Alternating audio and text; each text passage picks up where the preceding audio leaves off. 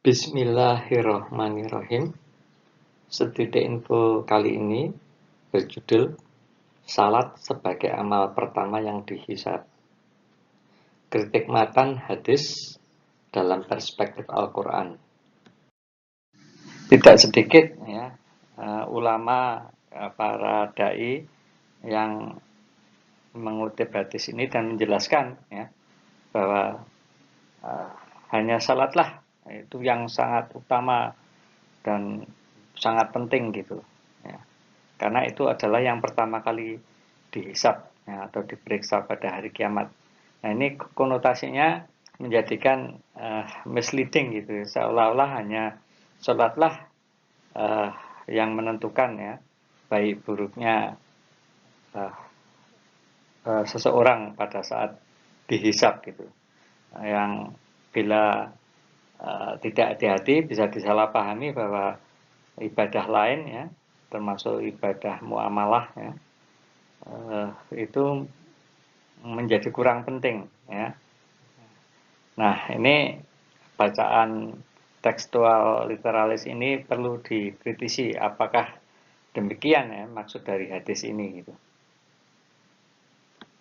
Di Islam, hadis memiliki peran penting dalam menjelaskan, memerinci dan menafsirkan ayat-ayat Al-Quran. Akan tetapi otentisitas hadis itu tidak hanya diukur dari aspek sanadnya, artinya dari perawi-perawi, urutan-urutan perawi hingga ujungnya pada Rasulullah gitu ya. Namun juga dari segi matan atau konten dan isi ya, di mana peninjauan dari aspek konten atau isi itu relatif lebih jarang dilakukan ya dibanding dengan studi tentang sanad gitu. Nah, hadis sahih yang sering dikutip dalam wacana tentang prioritas amal ini adalah ya, hadis riwayat At-Tirmizi ya, dan juga Ibnu Majah. Hadis ini sahih ya. Dari Abu Hurairah, ia berkata, Rasulullah Shallallahu Alaihi Wasallam bersabda, sesungguhnya amal yang pertama kali dihisab dari seorang hamba pada hari kiamat adalah salatnya. Jika salatnya baik, maka sungguh ia telah beruntung dan berhasil. Dan jika salatnya rusak, maka sungguh ia telah gagal dan rugi. Nah, hadis amal yang pertama kali dihisab dari seorang hamba pada hari kiamat adalah salatnya ya. Dari hadis sahih ini sering dipahami sebagai penegasan legitimasi superioritas salat gitu dalam kehidupan beragama. Dan ini kembali bahwa sering dengungkan ya, sehingga seolah-olah yang sangat penting atau bahkan terpenting dalam beragama Islam adalah salat gitu. Lainnya itu sekunder gitu.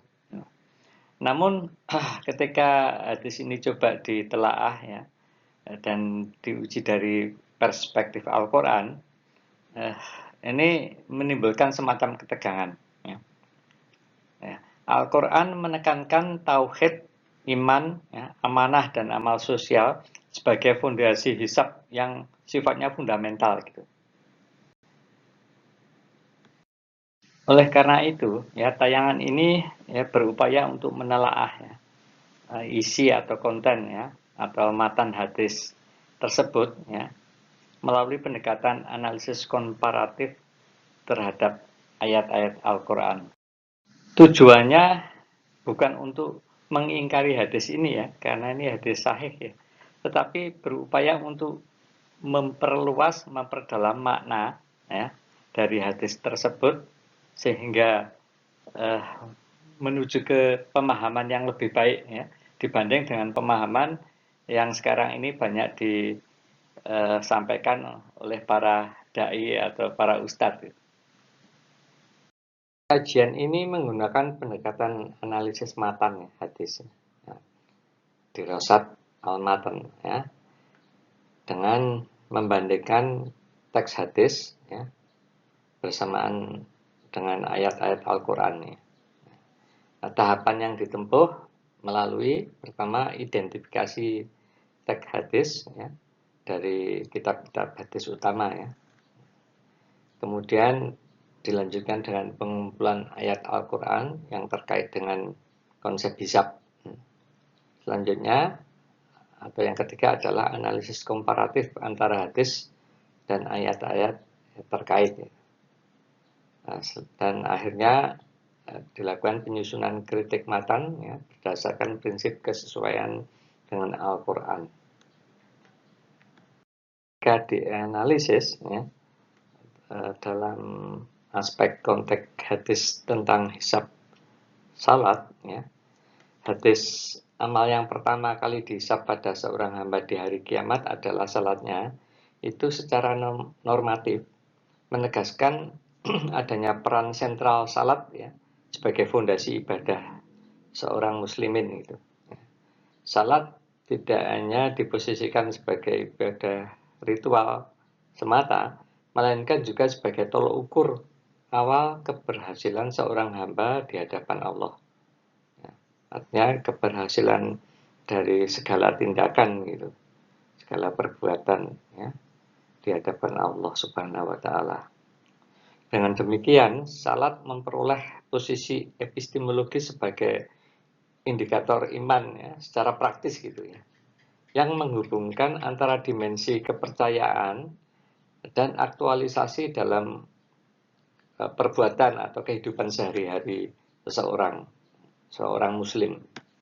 Hadis tersebut ya, ketika dikomparasikan dengan konstruksi Qur'ani ya, hadis tersebut nampak sifatnya sangat spesifik ya, yakni fokus pada satu ibadah yakni salat ya, dan bukan bersifat universal, yakni mencakup seluruh amal perbuatan manusia gitu.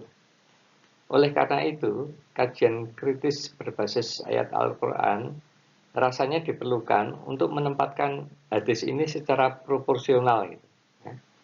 Bukan untuk tujuan semata-mata mengkritisi atau apalagi menolak, namun untuk menempatkan ya, hadis tersebut secara pas gitu, secara proporsional.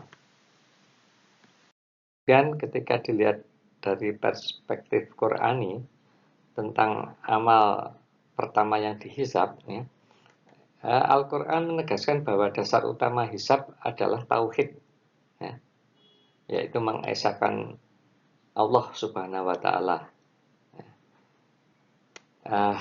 Melalui An-Nisa ayat 48 dinyatakan bahwa Allah tidak akan mengampuni dosa syirik ya, sedangkan dosa lain dapat diampuni.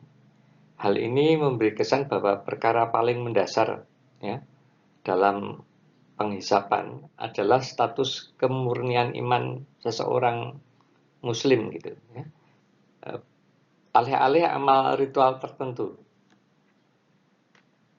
Selanjutnya surat Al-An'am ayat 82 yang berisi yakni orang-orang yang beriman dan tidak mencampur adukan iman mereka dengan kezaliman atau syirik ya. Merekalah yang mendapat keamanan dan mereka itulah yang mendapat petunjuk. Nah, surat Al-An'am ayat 82 ini menguatkan bahwa perhitungan atau hisab pertama-tama itu terkait dengan dimensi tauhid ya, yang menjadikan syarat keselamatan di akhirat. Nah, dengan demikian, hadis tentang salat sebagai amal pertama yang dihisab ya, itu perlu dipahami bukan dalam arti eksklusif ya, melainkan sebagai amal pertama dalam ranah ibadah ritual ya. Setelah persoalan fundamental yakni iman dan tauhid itu telah pasti atau telah ditetapkan. Perspektif Al-Quran ya, tentang proses hisab yang mencakup segala amal, baik besar maupun kecil, itu dapat merujuk pada surat Al-Zalzalah ayat 7 dan 8. Famay ya'mal mithqala dzarratin khairan yarah wa may ya'mal mithqala dzarratin syarran yarah. Barang siapa mengerjakan kebaikan seberat zarah, niscaya dia akan melihatnya. Dan barang siapa mengerjakan kejahatan sebesar zarah, niscaya dia akan melihatnya pula. Ayat ini memperluas horizon hisabnya, menegaskan bahwa tidak ada amal manusia yang terlewat dari catatan ilahi, meskipun itu sangat kecil sebesar zarah atau atom atau bahkan subatom gitu. Ya. Dengan demikian, salat adalah salah satu aspek penting, tetapi bukan satu-satunya ya, yang sifatnya determinan keselamatan gitu, ya, sebagai determinan keselamatan. Ya. Nah, kritik matan di sini muncul, di mana hadis cenderung bersifat reduktif ya, jika dipahami secara literal. Ya. Nah, diulangi ya, bahwa hadis itu nampak reduktif ya, ketika dipahami secara literal semata-mata. Ya. Namun dalam hal yang sama, hadis dapat dilihat sebagai penguatan simbolik ya, bahwa salat adalah gerbang penilaian ibadah ritual. Selanjutnya, analisis dimensi sosial etis dalam hisabnya. Al-Quran juga menegaskan ya, terdapatnya atau adanya aspek amanah dan moralitas sosial sebagai bagian dari hisab gitu. Melalui Al-Ahzab ayat 72 ya, yang menyebut amanah sebagai beban kosmik yang dapat ditawarkan kepada langit gitu, bumi dan gunung ya. Namun hanya manusia yang menerima gitu. Ini menunjukkan bahwa tanggung jawab manusia tidak berhenti pada ibadah ritual, melainkan juga mencakup amanah sosial, ya, etis atau etika, dan keadilan sosial kemasyarakatan. Artinya habluminanas. Juga dalam surat Al-Ma'un ayat 1-7, ya, itu ada teguran keras ya, bagi orang yang salat tetapi abai terhadap yatim dan fakir miskin ya. Salat yang tidak berdampak sosial, tidak berdampak kepada kebaikan sesama manusia, bahkan juga entitas lain seperti hewan, kemudian tumbuh-tumbuhan dan makhluk jamadi atau benda gitu, atau lingkungan, itu dinilai kosong ya, dan bahkan menjadi tanda adanya kedustaan dalam beragama. Nah, kritik Qur'ani semacam ini menunjukkan bahwa hisab salat itu tidak dapat dipisahkan dari dampak perbuatan sosial seorang muslim. Dari hasil analisis komparatif hadis dengan Al-Quran pada tayangan sebelumnya, ini kemudian muncul sintesis sebagai berikut. Ya. Pertama, tauhid adalah dasar hisab yang pertama dan paling menentukan ya, keselamatan di akhirat. Kemudian salat adalah tolak ukur utama dalam domain ibadah ritual. Ya. Tetapi tidak berdiri sendiri, ya, melainkan juga dikaitkan dengan iman, keimanan, dan ketauhidan.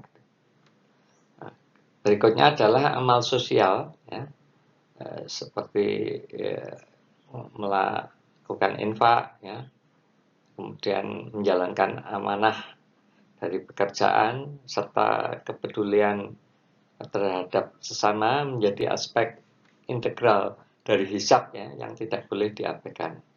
Artinya harus disertakan atau dilibatkan.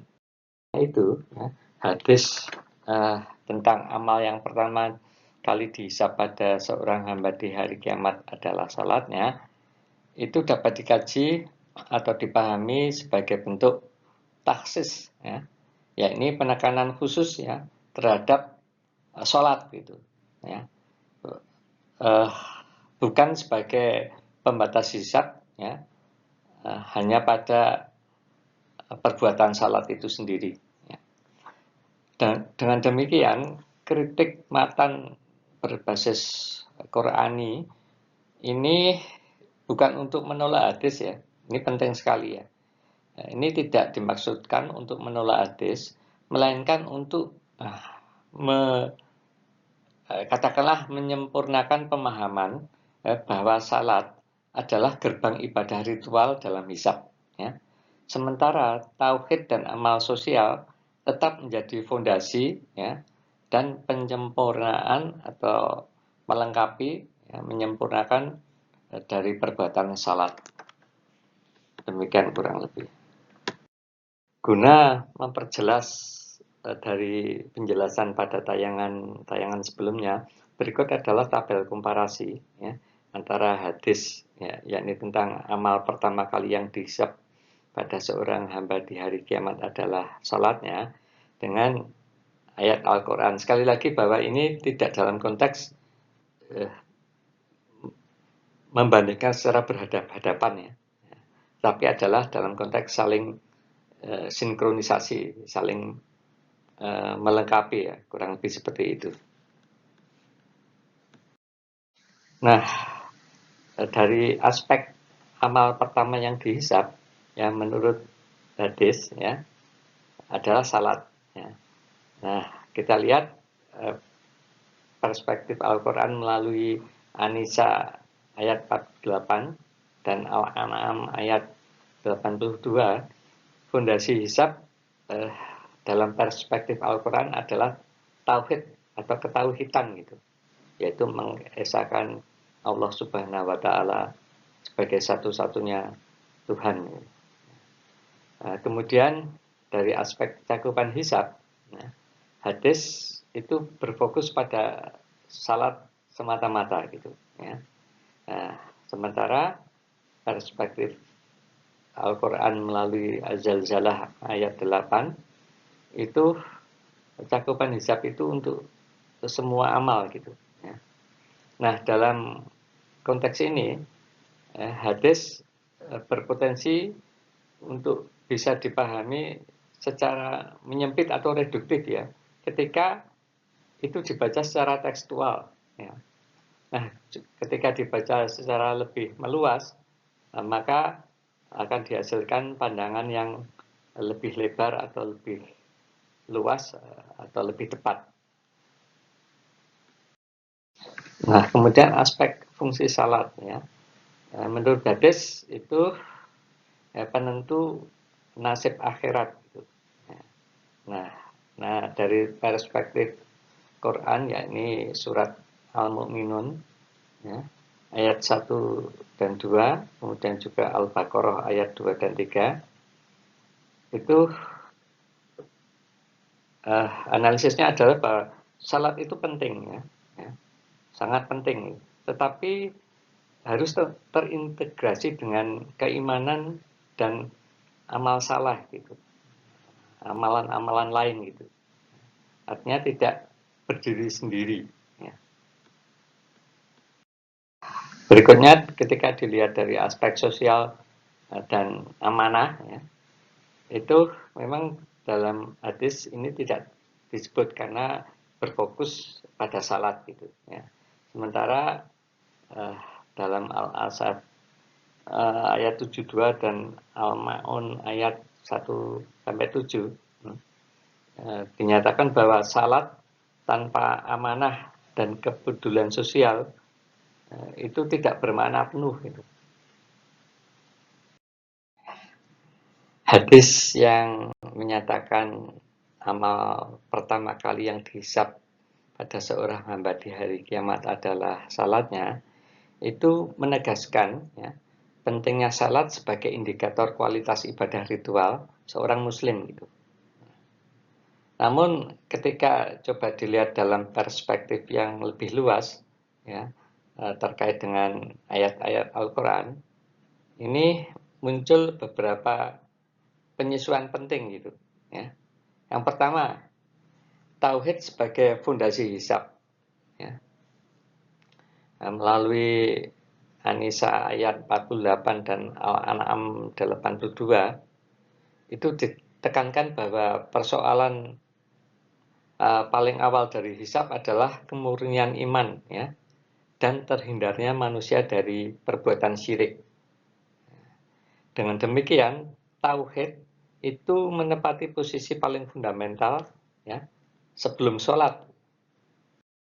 Sebagai kesimpulan, ya, hadis yang menyatakan bahwa amal pertama kali yang dihisab pada seorang hamba di hari kiamat adalah salatnya, itu menegaskan pentingnya salat sebagai indikator kualitas ibadah ritual, ya, seorang muslim, ya. Dan ketika diperluas atau dilihat dalam perspektif lebih luas, itu dapat disintesiskan, ya, hadis tentang sholat tersebut itu sebagai amal pertama dalam hisab itu dipahami secara proporsional sebagai taksis gitu, ya, yaitu penekanan khusus dalam domain atau ranah ibadah ritual. Sementara Al-Quran memberikan kerangka yang lebih luas, ya, dari hadis tersebut yang mencakup tauhid, salat, dan amal sosial. Nah, ini menunjukkan bahwa hadis tersebut harus dipahami secara proporsional, ya, di mana sholat memang kunci utama hisab, ya, tetapi tidak dapat dipisahkan dari fondasi tauhid dan integrasi amal-amal salah lainnya gitu. Nah, dengan demikian kritik matan terhadap hadis ini atau kritik konten atau isi terhadap hadis ini menegaskan bahwa hadis tersebut itu tidak kontradiktif dengan Al-Quran, ya. Artinya selaras gitu, ya. Nah, dalam hal ini, dalam konteks ini, hadis tersebut bersifat khusus, ya. Nah, dan oleh karena itu perlu dibaca dalam integrasi dengan konstruksi Qur'ani, ya, secara meluas. Selanjutnya mengenai implikasi yang mungkin timbul dari pembacaan secara literal atau tekstual dari hadis yang sedang kita bahas ini, ya, serta bagaimana upaya menghindari, ya, pembacaan secara literal dan tekstual. Nah, pemirsa bisa melihat tulisan berikut ini.